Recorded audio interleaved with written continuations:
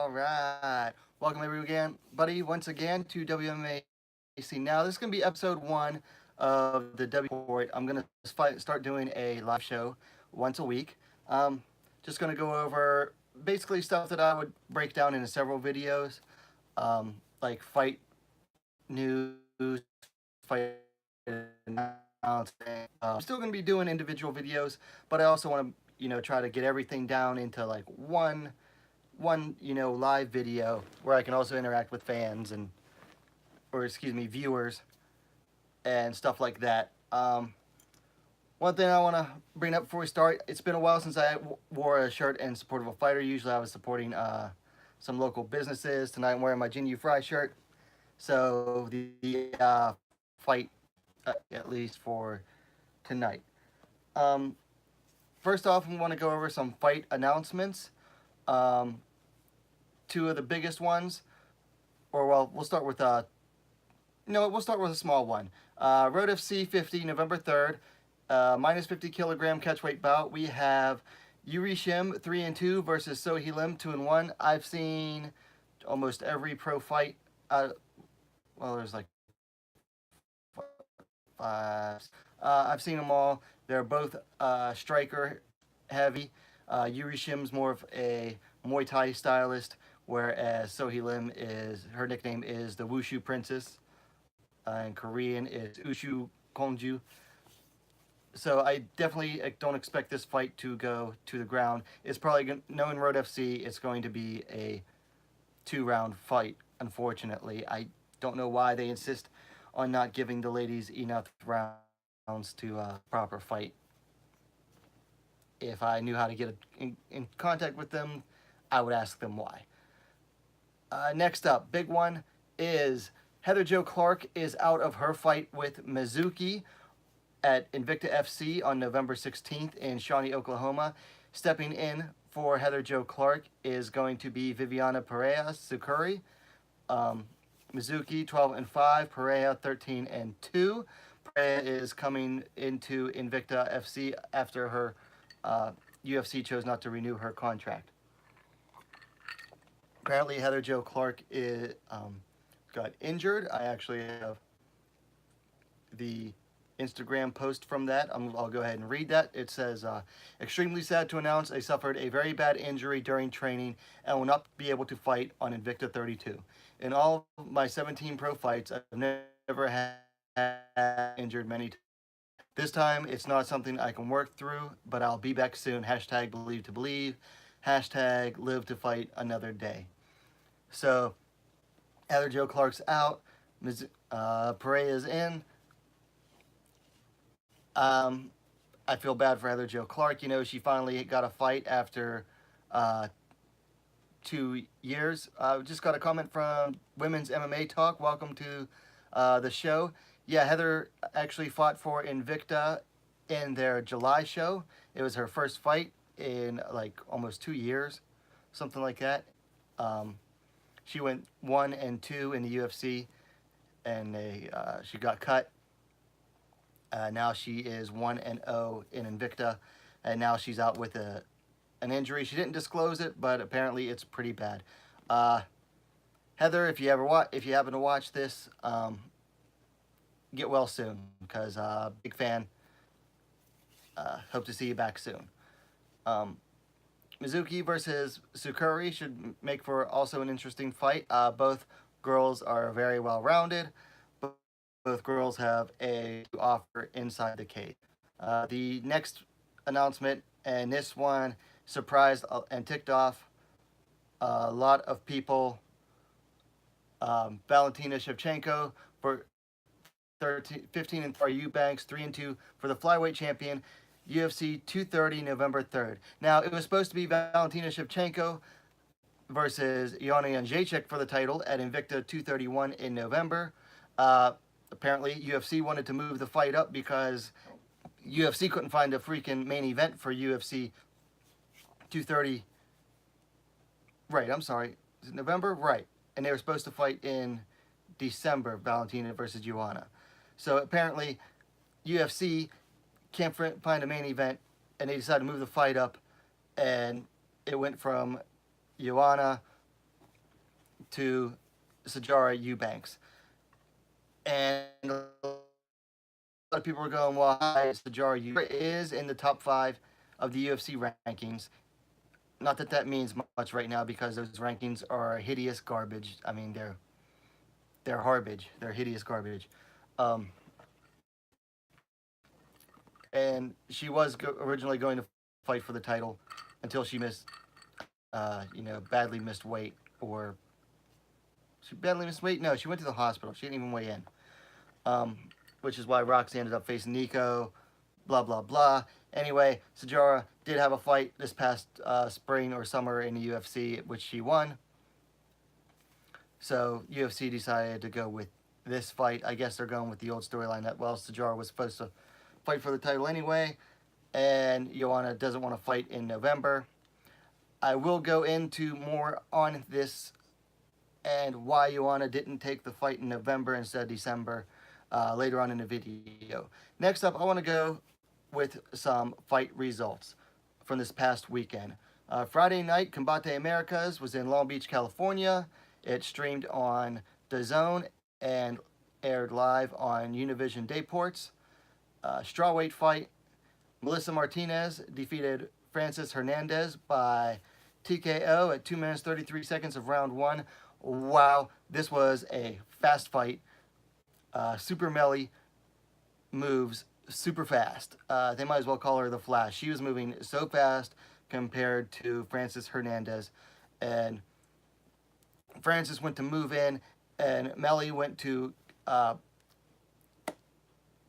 maintain the range with a teep kick, but the teep was off center, and her toe dug straight into Hernandez's liver. Hernandez, doubled over in pain, and Melly delivered a quick 1-2 to send her to the ground, and the referee called it off right away. Tell you what, Hernandez is definitely a prospect to keep an eye on.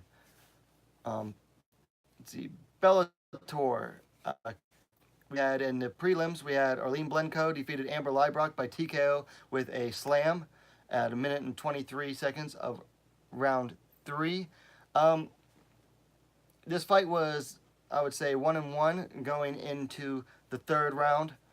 Amber Leibrock was going for an armbar on Blencoe, and Blencoe just straight up, picked her up, slammed her down.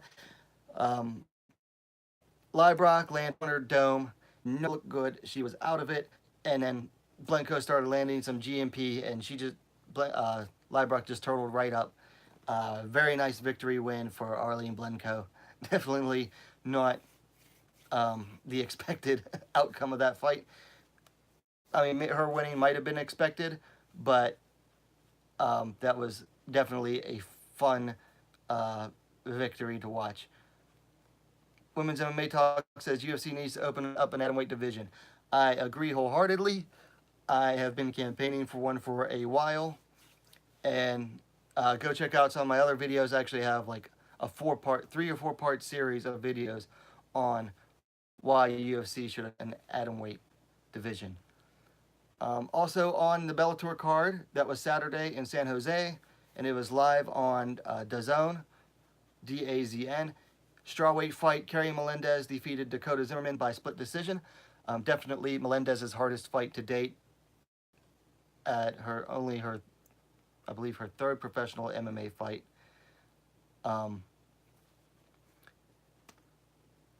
What's her name? Zimmerman definitely took it to her the whole fight.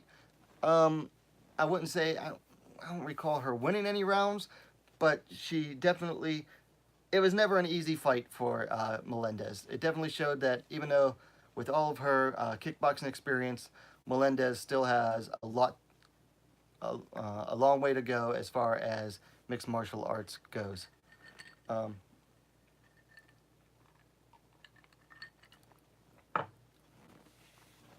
Then we had also on Saturday, this was actually Saturday morning,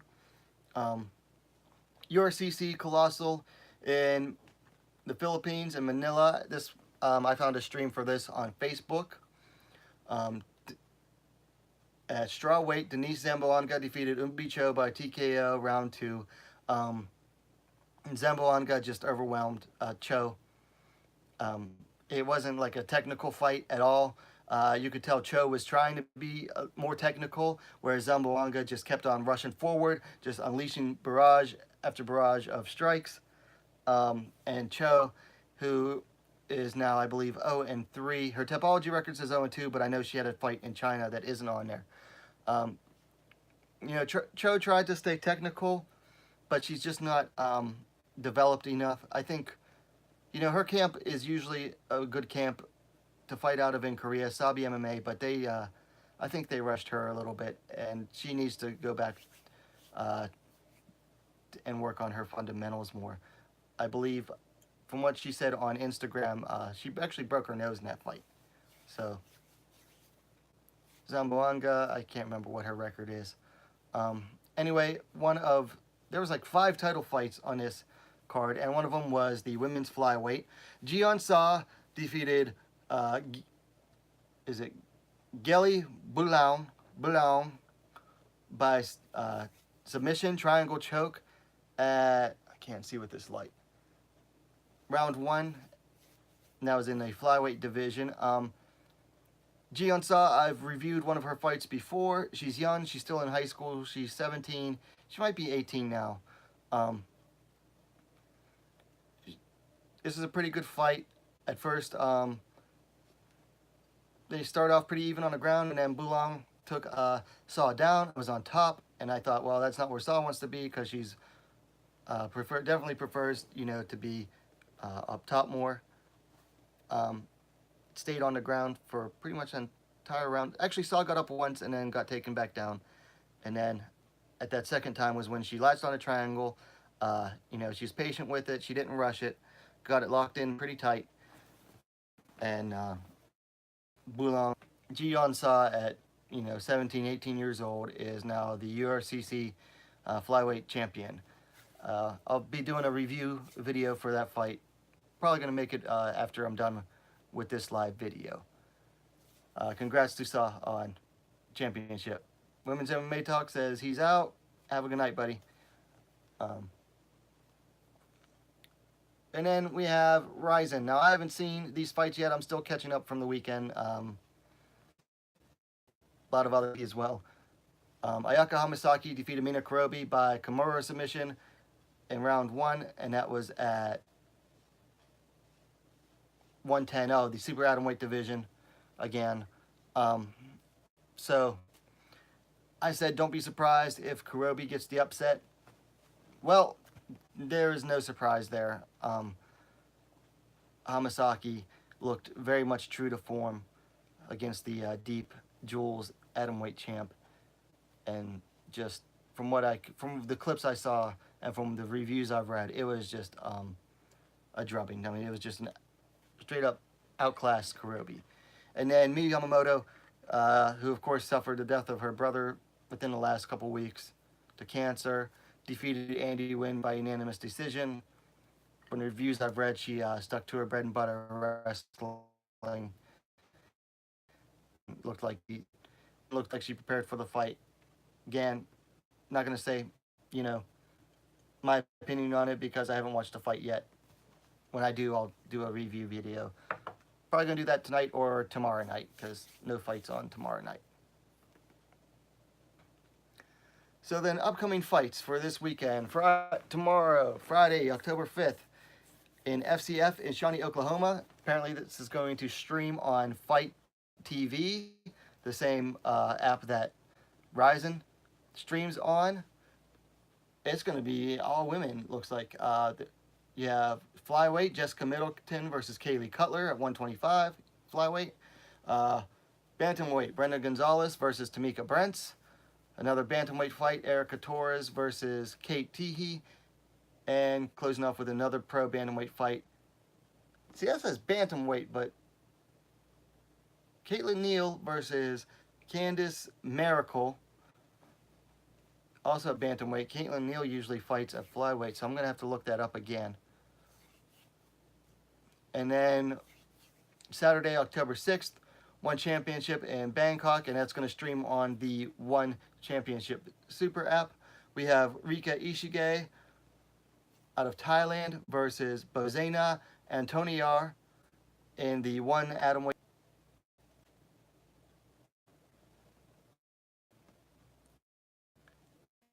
Back at connection issue. Uh, Never seen Antoniar fight. I've seen Rika Ishige fight. She's definitely one of, the fighters that one championship wants to push because she's, their female uh, fighter from Thailand. She's, she seems to be well rounded, like rounded out, but she's just not that great from what I've seen. Never seen Antoniar fight, so we'll see. I'll catch it live. I'm usually at work by then. And then EFC, Johannesburg, South Africa. This is going to stream on efcworldwide.tv. We have Invicta FC veteran Cheyenne Vlismus versus Carolina Woj. Is it Wojcik? I'm not sure how you pronounce that. At flyweight. JBH just joined the stream in the chat. Welcome, MMA holes. Seen Vlismus fight a few times in Invicta, so I wanted to give the heads up on that if you want to try to watch it. And then, of course, UFC 229 in Las Vegas, Nevada. The main card is going to be on pay-per-view, prelims, Fox Sports 1. You have Lena Landsberg versus Yana Kunitskaya at 135. That should be an interesting fight in the bantamweight division. Kunitskaya, it's her first fight since basically being a sacrificial lamb to Chris Cyborg earlier this year. We have Tanya Evinger versus the replacement Aspen Ladd at 135. Also Evinger's first fight since her sacrificial lamb moment to Cyborg last year. And Ladd coming in as a replacement. It's going to be two fighters with very similar styles against each other. And then on the card we have, one of the hottest fights that UFC could have made. Little Bulldog Felice Herrig versus Karate Hottie Michelle Watterson. Very interesting fight. Both fighters very well rounded. Both are very striker friendly, but both also have a pretty good submission game. The wrestling, not so great for either of them, but they're very good with the more submission grappling aspect. So keep an eye on that. Now, so that's it for the news segment. Now I want to discuss, as soon as I can get the link up here, I want to discuss, Sijara Eubanks versus Valentina Shevchenko. Apparently, they made this fight because Joanna Jędrzejczyk did not agree to having the fight moved up by an entire month. And she's already a lot of crap for this, this change in a fight. And I would say rightfully so. This was a fight that the fans wanted to see, Shevchenko versus Jędrzejczyk. I mean, it was a hardcore dream fight. I myself said I would have been more excited for the fight a year ago. I was still looking forward to it. And now it's not going to get to happen, at least for a little while longer. And Jędrzejczyk is also getting some flack for this. There's people out there calling her a duck already. Haters are coming out of the woodwork. Shevchenko fanboys are coming out of the woodwork. Basically calling her a duck, accusing her of not wanting to fight. It's like, look, guys, she already signed for the fight in December, okay? She signed the bout agreement.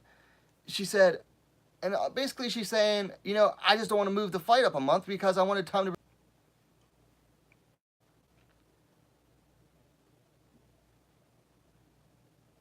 And we're back. Sorry about that, guys. I'll work on that for the next stream.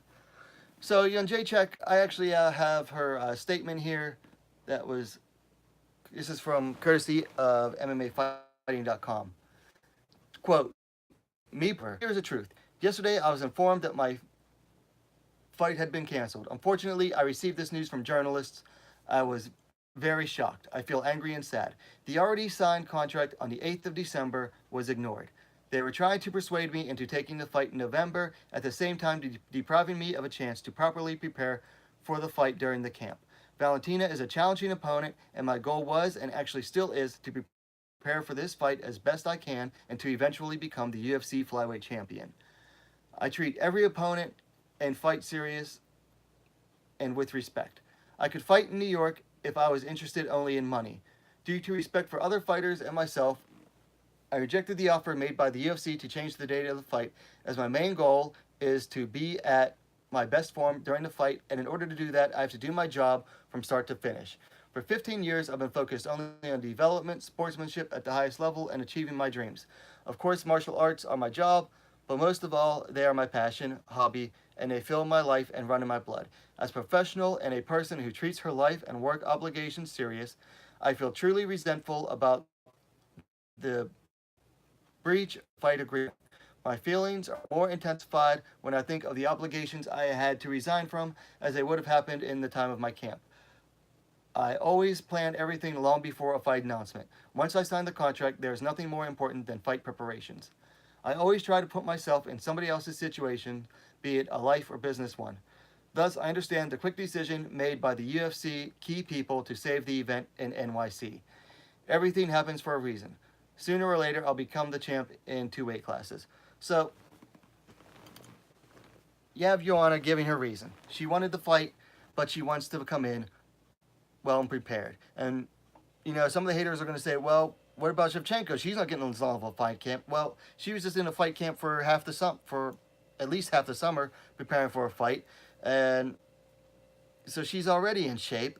And it was just a short time between her fight that got canceled versus Montano and what would have been December.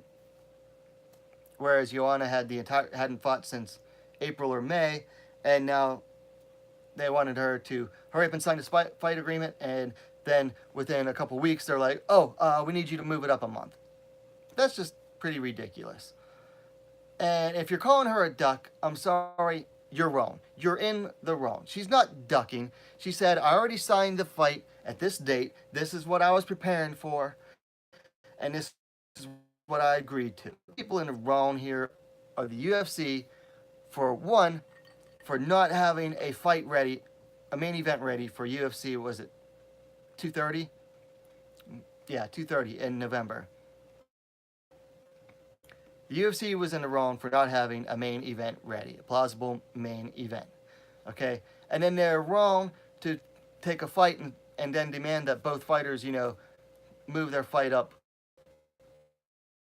for a month. Now, Sijara Eubanks, props to her for taking the fight. She's in a no-loss situation here. I mean, she loses to someone that everyone and all the fanboys are already saying is the best in this division, and saying she was the champion before they even created the division. So she wins. She beats everybody's favorite blonde Russian fighter, the one that the UFC seems to be trying to right now. Well, she lost to someone that some people are calling the greatest of all time in WMMA. I'm not one of them, but that's what some people are saying. So anyway, if you're calling Joanna a duck or a coward or a chicken or whatever you are, whatever you're calling her, you're wrong. You're just plain wrong. And that's all there is to say about that. You're talking about a girl who got knocked out in November and then immediately went back in and fought the same girl a few months later, coming straight off, and then signed up to fight Valentina, who had already beaten her 3 times in Muay Thai 10 years ago. So she's not afraid, okay? She just wants to be properly prepared, and there's nothing wrong with that. So if you want to be angry at someone, don't be angry at a hater. Don't just be a blind Shevchenko fanboy. And there's nothing wrong with Shevchenko. If you want to blame someone, blame the UFC, okay? The UFC is to blame for this fiasco. They're the one that couldn't find a main event for 230. They're the ones that wanted to move the fight up a month, and then when one of the fighters said, well, no, I agreed to this date, and I want to stick to this date, well, they're the ones that went and made there's really not much of an argument for it. They're the ones that made a much lesser matchup for this event. So guys, that's pretty much all I have for this week's episode. Try to have more. We'll try to make this a half hour to an hour show. I'm not going to stick to that all the time because, you know, when it comes to the women's scene, there's not always a whole lot going on. There's definitely a whole lot going on this week. I want to give a special shout out to Wombat Sports blog. That's wombatsports.wordpress.com, I believe is their website. They're the ones that I usually go to because they have a whole list of, on their site, of recent fights and upcoming fights, and they break it down by color, by pro or MMA, pro MMA, amateur MMA, kickboxing. It's a great resource for fans of women's mixed martial arts, but they also cover women's kickboxing, women's boxing, women's wrestling. If it's women in combat sports, that's what they cover. That's why it's Wombat, Women in Combat.